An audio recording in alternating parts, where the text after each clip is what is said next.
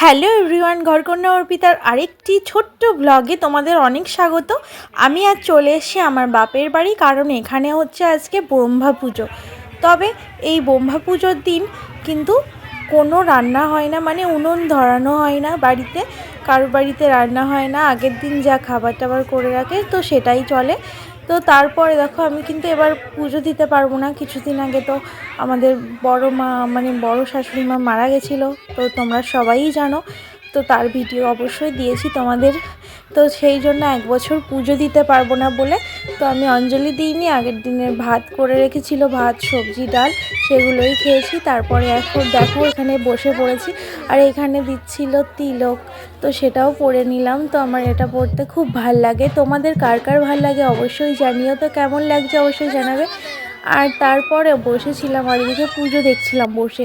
মানে অনেক মানে লোক আসে এই মেলাতে, পুজো। মেলা হতেই পারে, কিন্তু আমাদের যে গঙ্গা পুজোর মেলা হচ্ছে সেই জন্য এখানে আর মেলাটা হয় না, তো পুজোটাই হয় গঙ্গা পুজোর মধ্যেই। তো অনুষ্ঠানের পর অনুষ্ঠান লেগেই থাকে, দেখেছো তো। মানে পুরো তারাপুর গ্রামের, মানে তারাপুর গ্রাম, সুরেশনগর, আমার শ্বশুরবাড়ি গ্রাম, মানে কোনো জায়গায় কিন্তু রান্না হয় না, আর প্রত্যেক জায়গার লোক কিন্তু এখানে চলে আসে।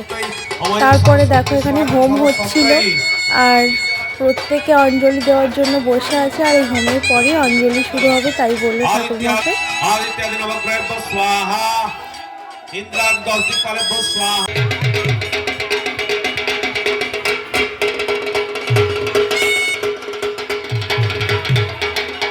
তারপরে এখানে দেখো অঞ্জলি দেওয়ার জন্য গঙ্গার জল দিতে চাচ্ছে। তারপর দেখো হোম শেষ হয়ে আমি কিন্তু হোমের ফোঁটাও করে নিয়েছি। অঞ্জলি দেওয়ার জন্য ফুল দিচ্ছে। আর এই ঠাকুরমশাই হচ্ছে 2017 সাল থেকে প্রায় 9 বছর পুজো হলো, সেই থেকে এই ঠাকুরমশাই আসে। তারপরে দেখো সবার কিন্তু পুজো দেওয়া কমপ্লিট, আর এবার প্রসাদ নেওয়ার জন্য সবাই দাঁড়িয়ে আছে। কেননা এই পুজোয় মানে বললাম না তোমার রান্না করে না, মানে সবাইকেরই একটা খিদে ভাব থাকে, তাই জন্য কিন্তু ওখানে খিচুড়ি হয়। তো পুজো টুজো সব কমপ্লিট, এবার যাচ্ছি খেতে। জলের বোতল নিয়ে নিয়েছি।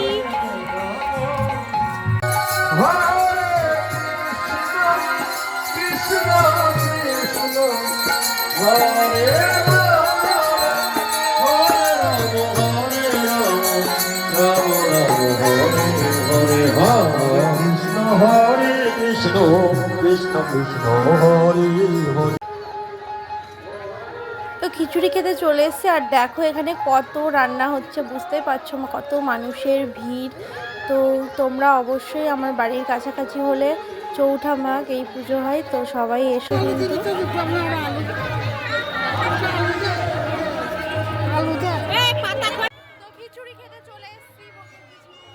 এই ছিল আজকে ছোট্ট ব্লগ। দেখা হবে খুব শিগগিরই পরের ব্লগ। সকলকে অনেক ধন্যবাদ, বাই।